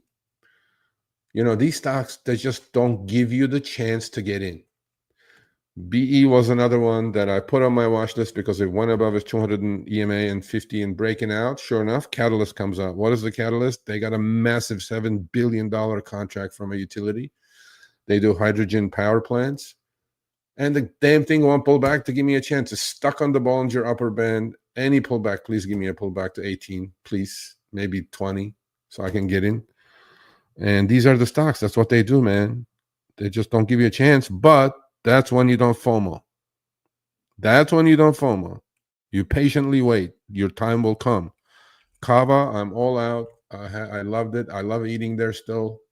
I actually sold it about 160 range. I ate there last May, year and 4 months ago. First time, it was $30. I love the food. I'm in. I bought the stock. About a year and a half later, long-term portfolio, up 5.5x. I go, yeah, I had it. I sold it. Let's see. Everything related to Bitcoin is going nuts. What am I looking at? Oh, there was a scare that again.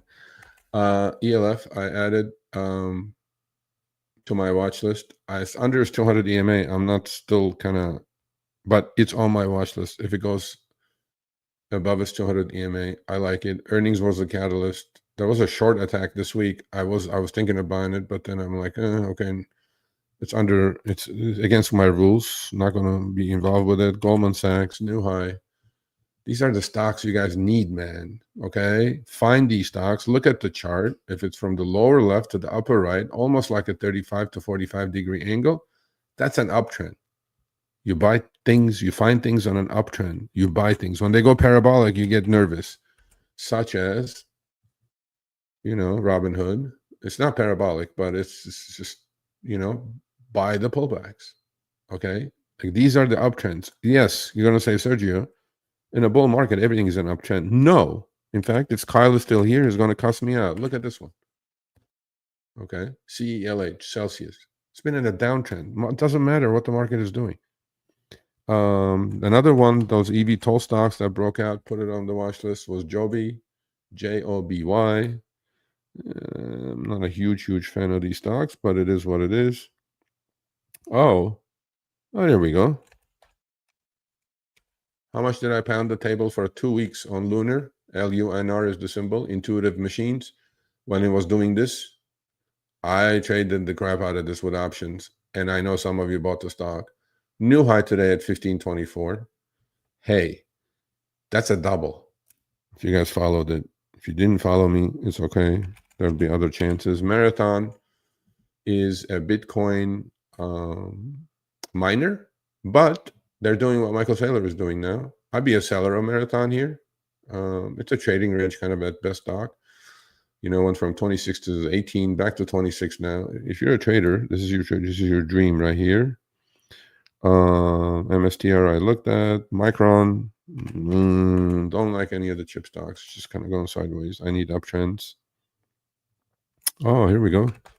One of VIX stocks, NNE, new high, or attempting new high. All the nuclear stocks are, gone nuclear actually.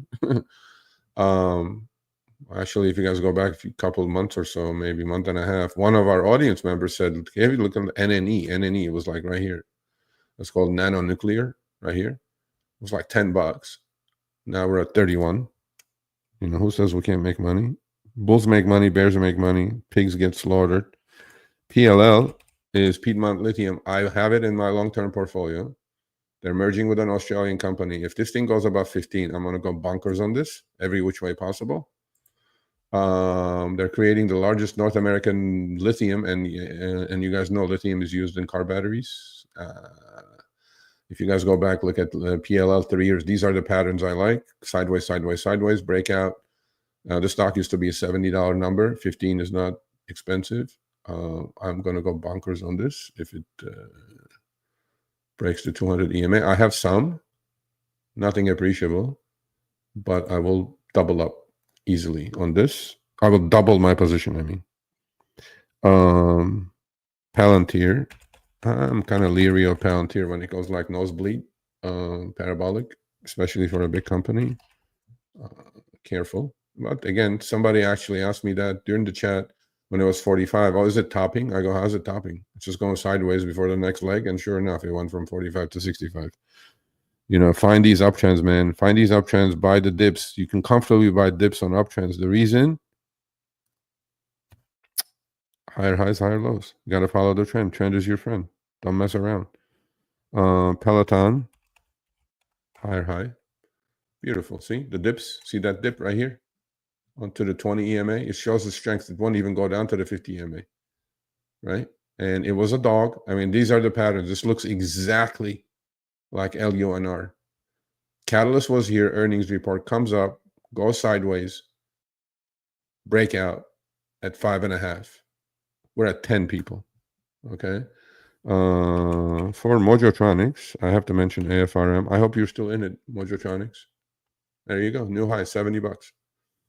Okay. Yeah, there you go. I've been talking about AFRM at 30, 40, 50. And you guys are going to say, Serge, what are you doing? Well, I'm trading. How do you think my account is up 220%? I don't know. I'm going to go back. There was a couple of stocks that I wanted to talk about. It's in the nuclear. Oh, Oklo, OKLO, another nuclear.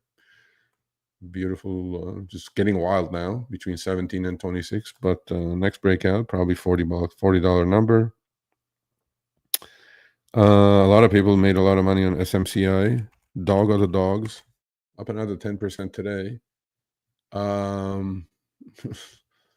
Still under the 50, still under the 200. I mean, yeah, it bounced from 17 to 30 into almost 33, almost a double, because they figured out a way supposedly not to get delisted. SMR is New Scale Power, another nuclear stock. See these? Okay, again and again, this is not just to say, see what I said. It's not about that. I'm talking about these patterns, right? Stock is going doing nothing, breaks out, huge volume day. You guys got to follow the volume. Huge volume day, about 15 to 17, new high, and it's a double after that. So, and every pullback, volume drives, comfortably you can get in, and comfortably you can get in. And it's just, these are the things that you guys need to follow. And SoundCloud, SOUN, again, another breakout. In fact, I think one of our members was involved in here. Tesla, I think new, yeah, it retested the high at 360 today. Elon putting his eggs on in the Trump basket. He sure gained some, I don't know, 80 billion in wealth, I think. And Upstart, been talking about Upstart forever. It was right here, traded the daylights out of it. You guys need to just go back and watch the old last half hour of the power hour. You guys will see me talking about these when the prices were half of what they are now. That's because I'm finding the trends. I'm telling you guys what it is. Just buy the underlying equity. Buy 10 shares, 100 shares, whatever you're going to buy, and let it go. Let it ride. And put your stops in and let it go. There's nothing more to say. I mean, what else am I supposed to say? Again, I'm trying to teach you how to fish. Okay? Not give you the fish, although I'm giving you the fish here. Okay. So with that said, I'm going to say goodbye, but answer some questions. If you enjoy these, please share. Please put a thumbs up. Goes a lot of work into this. Not easy to talk for an hour straight. And let's see if you guys have some questions. Okay, 3M I answered. I sold MSTR 400 put for next Friday. Beautiful. Depends when you sold it, though. Did you sell it on that whoosh? If you sold it on that whoosh, you did good. If you sold it at 450, you may have been sweating that. I think probably double, triple. That's what the question for. I mean, I sold them so beautifully. It's just like, but then I was short the calls anyway, so they're all going to expire worthless. Next Friday, 1 week is a lifetime on MSTR, man. I will do that again this week, of course, with next Friday. Yes, I'll be here. What's today? Oh, next Friday, Thanksgiving. Next Thursday is Thanksgiving. Market will be closed. I'll probably won't do a power hour. If I do a power hour, maybe I'll do just like a Q&A. Ah, thank you. Anyway, yeah, if I'm not doing it, happy Thanksgiving, everyone. But Monday I'll be here for trading with Sergio, so I'll say happy Thanksgiving then. What does it mean when people say a stock needs to fill a gap? Okay, good question. Stock does not fill gaps. At some point, all gaps will get filled. That's natural order. If you look at AFRM, if you look at not MSTR, if you look at Upstart, earnings will come out and then it will gap up, meaning, so let's say, for example, the high low today is 10 and 11. Okay, that's the high for today. Earnings come out after the close. Okay, and stock jumps, opens at 13 and goes to 15. So now there's a gap. That's why it's called a gap between the high of today, which is 11, and the low of the next day, which is 13. So now you have a $2 gap. Gaps don't get filled. A lot of people say the fact that a gap does not get filled immediately shows the underlying strength of the people interpret gaps many different incorrectly all day long. So there is few different types of gaps as well. Okay. Like yesterday on Microstrategy, it's called an exhaustion gap. Yesterday, on Thursday high or Wednesday high on the stock was like 485. Yesterday it opened at 540. That gap, it's an exhaustion gap. There's three kind of gaps that I follow, okay? And conversely to the downside, there's a breakaway gap or breakout gap, like it happened on Upstart on AFRM. Like it's after a base, sideways, earnings comes out, some sort of catalyst happens, it breaks out, leaves a gap. That's a breakout gap. Those usually don't get filled. If they do get filled, that means stock is weak. It's not worth chasing it. Then it will go up, let's say, from 10 to 20, and then it'll go sideways, like Lunar did, or like a lot of these stocks that go after or Bitcoin did, right? Kind of sideways. Once it goes sideways, okay, it will be one more catalyst. Let's say earnings come out again every 3 months, right? It'll gap up again. That will be the measuring gap. That means now it's going to 40. So you can measure from the first gap to the second gap, you can measure the top of the stock. And then things are going parabolic, right? It happened in GME, it happened in MSTR, it happens a lot of these things that are going parabolic. The last gap is called an exhaustion gap. That means it's exhausted now. And that's what it did. MicroStrategy gapped up $50, and within minutes, I think I was texting you. I said it's red now. That's when I had sold the calls already. But yeah, those are the three gaps that I follow. Hopefully you understood those. You should go read your book, bro. Come on, man. MST sold 300 yesterday. Okay, good luck. Definitely not. Definitely not. I feel I will short that thing at like 37, 38. No.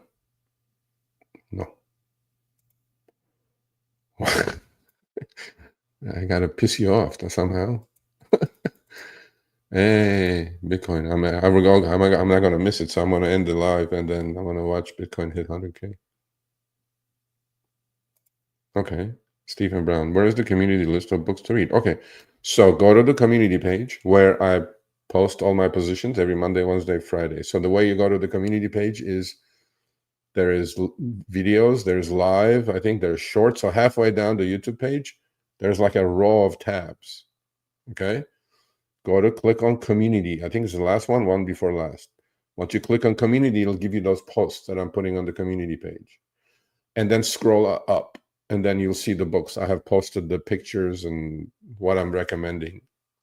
You'll see the, I guess, screenshots or pictures of the book. They're all on Amazon, and they're books I recommended, so it should be good. So with that said, thank you, everybody. Much appreciated. Thank you for the support. If you become a member, you get a free t-shirt. And now we're going to do 4, not 1, not 2, not 3, but 4, 1 hour, 60-minute hard stop, people. Don't see it? It should be there. If it's not there, I'll post them again today. Okay, Stephen? And I'll post them again today with the links, so you can just one click, you can go, if you want to buy the book. I'll recommend you a technical analysis book, and I'll recommend you an option trading book, but do the technical analysis first. Don't buy the option one. Options are very difficult. Don't see the community page or don't see the book, Stephen? Which one? Community page you should be able to find. Okay, did you find the community page, Stephen? Yes? No? Anyway. So with that said, have a good weekend. Be safe. Stay healthy. Thanks for the support. Next members live is, oh no, community page is right there. Okay. Are you on the YouTube channel? If you're on the YouTube channel, here, I'm going to actually look at it on my cell. Okay. So go to my YouTube channel. Okay. Now, click on, okay, so where it says, mine, it says live, actually. I'm watching myself now. Under subscribed and under join, There is home, there's videos, there's shorts, there's live, okay, there's podcasts, there's playlists, and the last one, it says community. It's like a scrolling right, left kind of a situation. Scroll, okay, scroll to the left, and the last one, it says community. And click on that, and you'll see all the posts I have. And the books are in there, but if not, I'll post them again. So with that said, much appreciated. Thumbs up, share, like, please. I think it's good information. And the next members live is Wednesday, 1 hour hard stop, people. Please show up. If I have 20 members, I want everybody to show up. I'm wearing the same shirt. That's our team. We need to get a name for our team. Sergio's Traders, maybe, or something. Okay, next what's today? Today is the 22nd. Next members live, 27th on Wednesday, 3 p.m. Pacific, 6 p.m. Eastern. I will put out a notification. That's why you need to subscribe. That's why you need to turn on your notifications. And so you get notified. All right. So with that said, much appreciated. Thank you so much. Much love. Hopefully it was a profitable week for you guys, as it was for me. I will let those options expire, start the game all over again. Selling premium is not an easy thing to do, but when it's done correctly, it results in ridiculous returns. So thumbs up. We'll talk about this on Wednesday. Bye now.